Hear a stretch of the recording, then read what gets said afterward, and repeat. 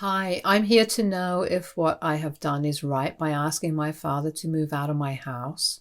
For context, sometime after I turned 12, my parents got a divorce because my father was cheating on my mom with a much younger woman. I will call her Sarah since I don't want to use her real name. I remember the day vividly when I came back home from school early. I had a half day and my mom had given me keys to her house so I could let myself in.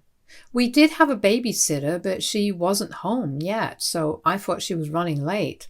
I heard some noise from my parents' room and I got scared. I ran to get the phone to call 911 when I suddenly heard my dad's voice from upstairs. Curious, I went up to my parents' room to see my dad and this woman, Sarah, throwing their clothes back on. It was honestly scarring, and I gasped in shock audibly. They froze, seeing my face. I ran out of there immediately and locked myself in my room. I burst into tears as my dad kept pleading with me outside my door to open up so he could apologize. He kept telling me to not tell my mom anything. Before I could say anything or react, I heard my mom yelling downstairs. I opened the door to see my mom standing in the doorway looking at my dad angrily. Apparently, the babysitter had cancelled at the last minute, so my mom had rushed in from the office after taking a half day so I wouldn't be home alone. She had discovered Sarah trying to get into Dad's car outside and had put two and two together. My dad had driven them to the house thinking that nobody would be home at this time. When my mom noticed that I was home and had tears running down my face, she realized that I must have caught my dad and chewed my dad out. My dad kept apologizing and trying to justify how he didn't mean to hurt us. And despite all the yelling back and forth, my dad said he had to go and drop Sarah back at the office. My mom couldn't believe his words that in the middle of our fight, he was going to walk off and drop his mistress off. My mom told him that Sarah could take a cab, but my dad insisted, saying that he couldn't let her do that. My mom's eyes widened in shock upon hearing his words, and my dad left. This affair was very unexpected, as my mom and dad had been together for a very long time. His mistress was a woman he worked with who was 20 years younger than him. I don't know what she wanted out of him, but I guess it was so important that she had to destroy our family over it. Over the days, through several fights, my dad eventually confessed to my mom that Sarah was pregnant. This was devastating for my mom to hear, as my mom always had pregnancy-related issues and had miscarried twice after having me. He wanted Sarah to keep the child and had made up his mind about leaving us to start a family with him. This led to a nasty divorce between them, and my dad tried to get a hefty alimony from my mom. You see, my mom comes from an affluent family, but my dad doesn't. In the divorce, my dad wanted our house and wanted to kick my mom out, but because he had cheated, he lost the battle. Throughout all this, my mom tried her best to shield me from what my dad was doing to her, but I was old enough to know what was happening. It was a really difficult time for me. Throughout the divorce, my dad never once apologized to my mom or me for what he had put us through. My mom didn't want to separate me from my dad, so she allowed him weekend visitation. After the divorce happened, my father moved out and started living with Sarah. In the beginning, my dad tried his best to visit me during the weekends. He tried to be sweet and spend time with me, doing things that I loved, but as days passed, he started to smell of alcohol, and I hated the nauseating smell.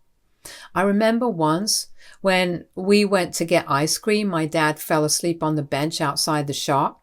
I was so scared that something had happened to him that I called my mom immediately. When she arrived, she could smell the alcohol in him like I did, and realized quickly that he was too drunk to drive and had fallen asleep. She called Sarah from Dad's phone to come and pick him up and brought me back to the house. As you can imagine, my mom was royally pissed off at my dad for putting me through danger. My mom wanted me to have a good relationship with my father regardless of their divide, but for him to drink and drive had put not only him but me at risk.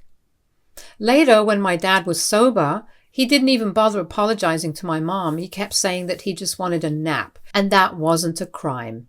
My mom warned him to not drink on the days he had to come and see me, and my dad agreed. After this incident, I was scared to go anywhere with my dad. Although my dad kept his promise for a while, he slipped back into his old habits very soon. His drinking changed him. I quickly realized that my dad, when he was drunk, and my dad, when he was sober, were two very different people. I remember one summer weekend, which was my 14th birthday. It was my dad's weekend. My mom asked if she could have me for the weekend as she wanted to take me and my friend to a music event in the city. She knew I loved a particular singer, and this singer was going to be performing at the event, hence she wanted to take me there as a birthday present. My dad refused, saying no way this was his weekend, so off to Dad's place we went. His mistress didn't even acknowledge my birthday and ignored my presence as usual.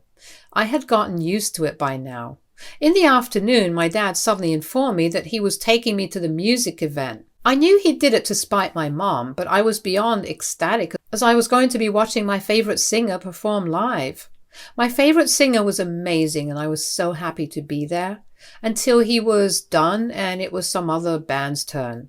I was not interested in any other artists, so I went to find my dad. I found him in the drinking area, which was already a bad sign.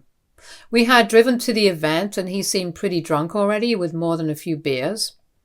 I asked him nicely if we could go home now. It had been a long day and I was tired.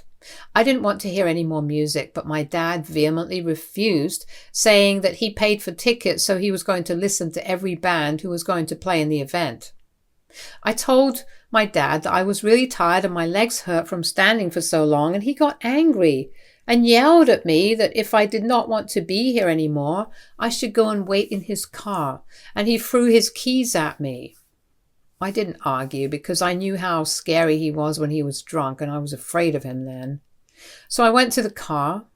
I was tired, upset and terrified. I was a 14-year-old who was sitting alone in a lonely car in a bad part of the city after midnight because Dad did not want to pay for parking in safer areas near the concert.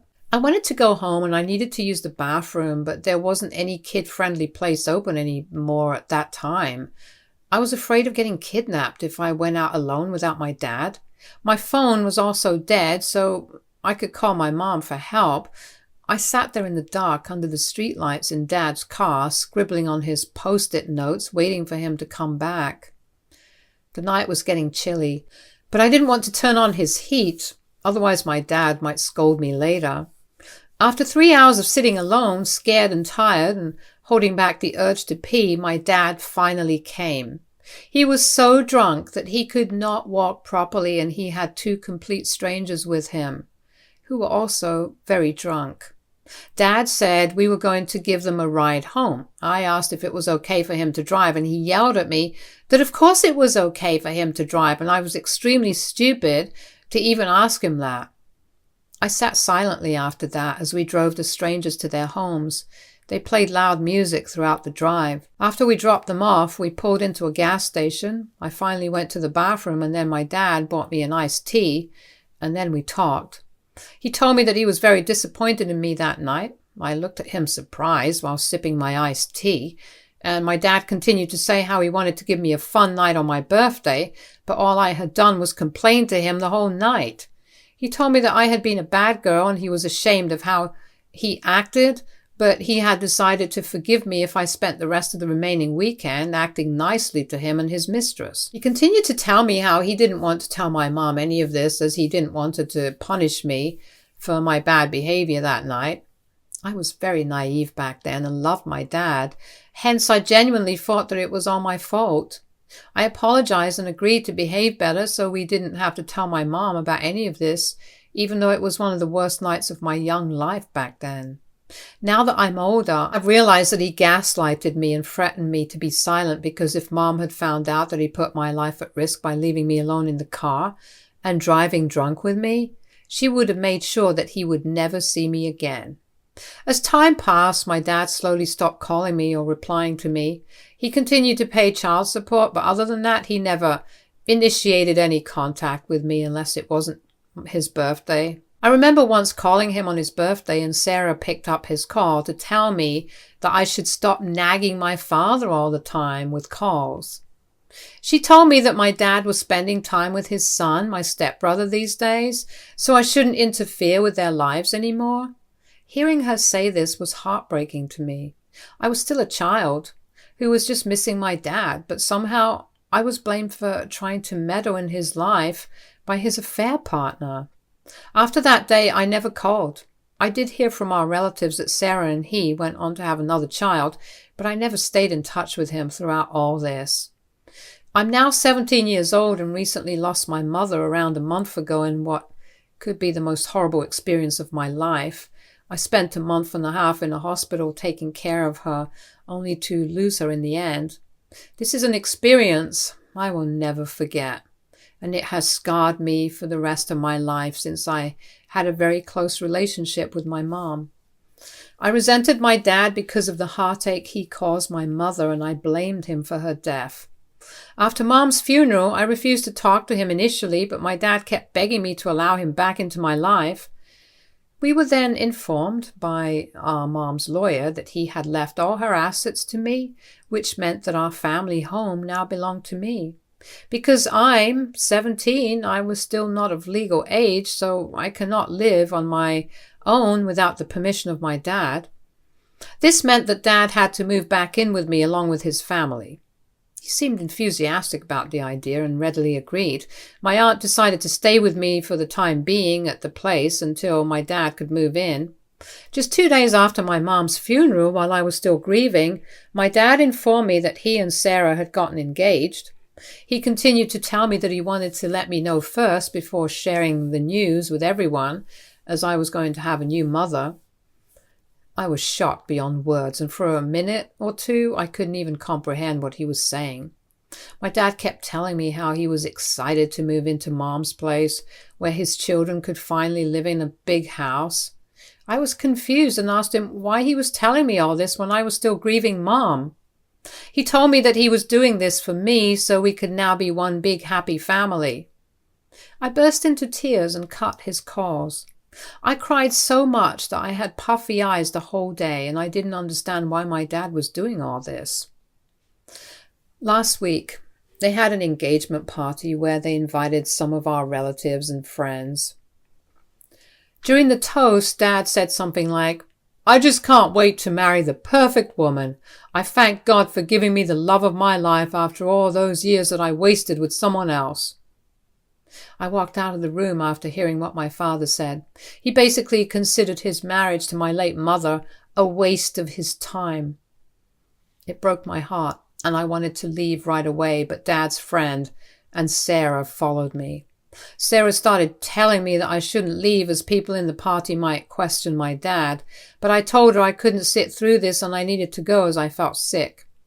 Dad's friend tried to convince me to stay and say a few words about his engagement. I kept refusing and got tired of holding my anger in, so I just said, "I have no good words to say about my cheating father and his mistress. I need to go." Amanda got angry with me and called me an a-hole and told me that I needed to get over the past. I didn't even say anything and just left them behind. This weekend, my dad and his mistress got married in Vegas, and they posted photos all over social media, and that is how I found out. I couldn't believe how cruel my father was to get married just 1 month after my mom passed away. My dad called me yesterday telling me that they were on their way to move into the place. He asked me to not cry in front of his kids as he didn't want to make them feel sad or uncomfortable. Apparently, his stepkids meant more to him than me or my emotions. I watched my mom's house get filled with their things as the packers and movers delivered their stuff. My dad and Sarah walked through the house, with Sarah leaving commentaries about what needed to be changed in the house. She also took down pictures of my mom throughout the house and put them in the garage. I have recovered them and put them under my bed for the time being. Yesterday night we had our first dinner together, and it was extremely uncomfortable for me, to say the least. I couldn't believe that my life was such a mess, where I was stuck with my dad and his wife and their 2 kids who had toys strewn everywhere around the house. After dinner, Dad informed me that we needed to talk, and with a very serious face, Dad told me that the house had only 3 rooms, which meant that it couldn't accommodate all of us unless we were willing to compromise.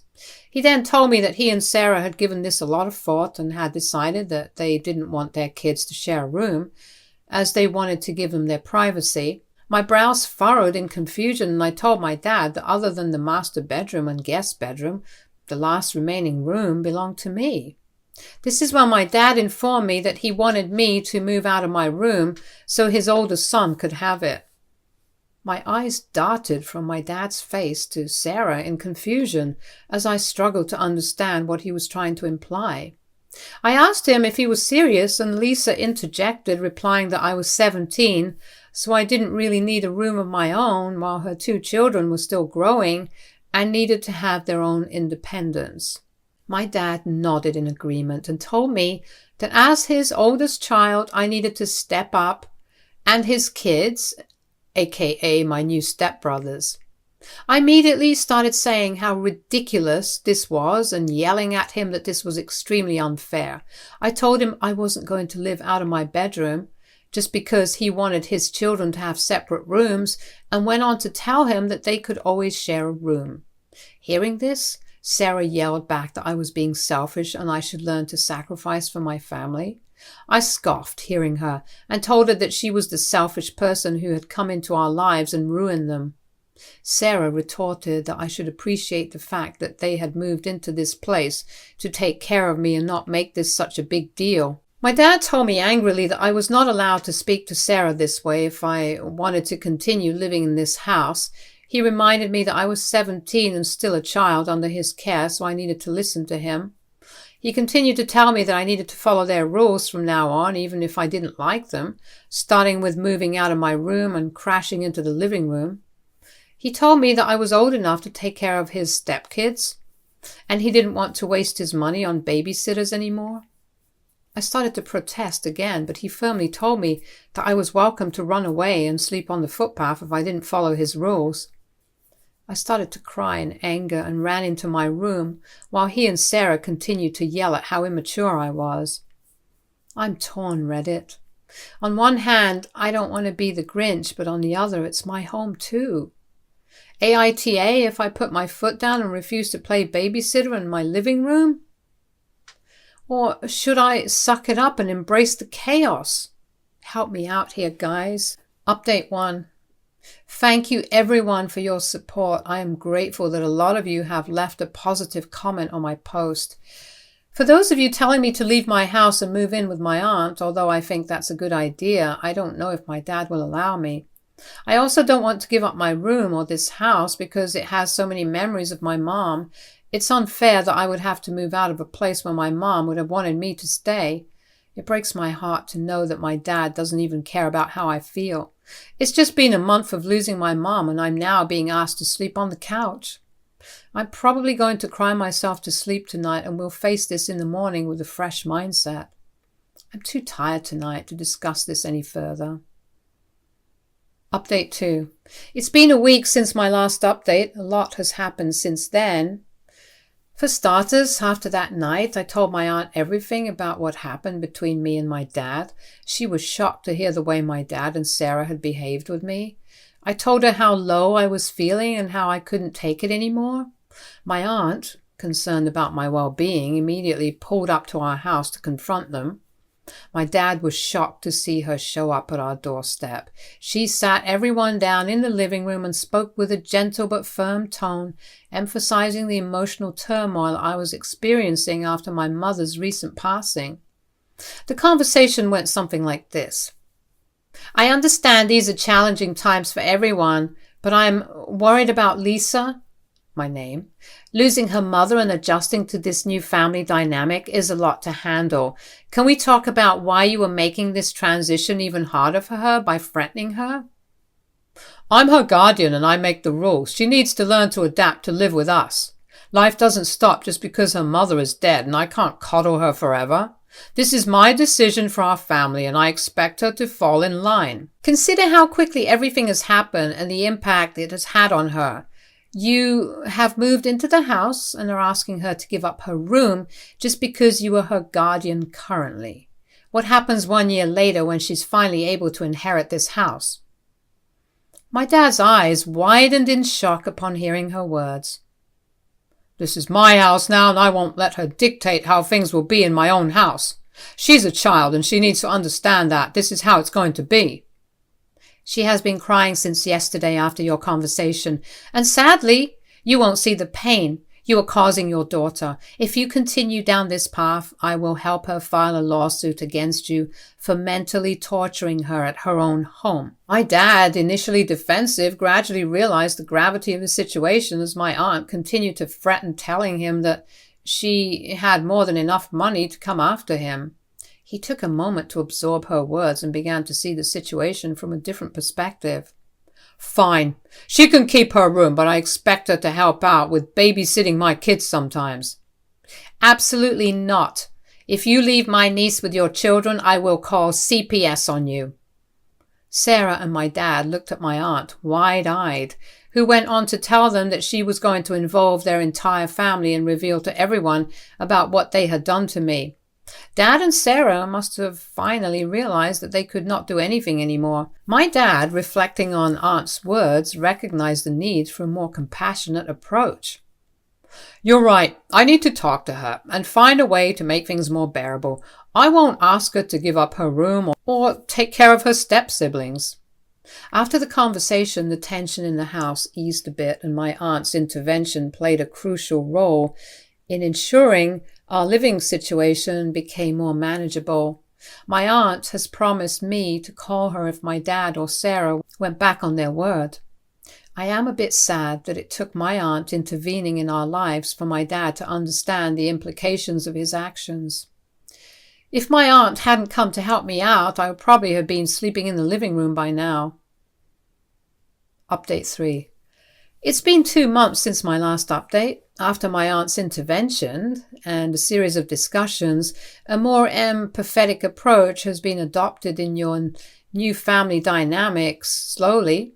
Over time, the tension has eased and a new understanding has been developed. My dad and I have found common ground, fostering an environment where my feelings are considered. He is perhaps still afraid of my aunt and has not made my life any more difficult. Sarah, on the other hand, has refused to acknowledge me if my dad isn't around. She clearly resents me but doesn't cause trouble, so I will let her behavior slide.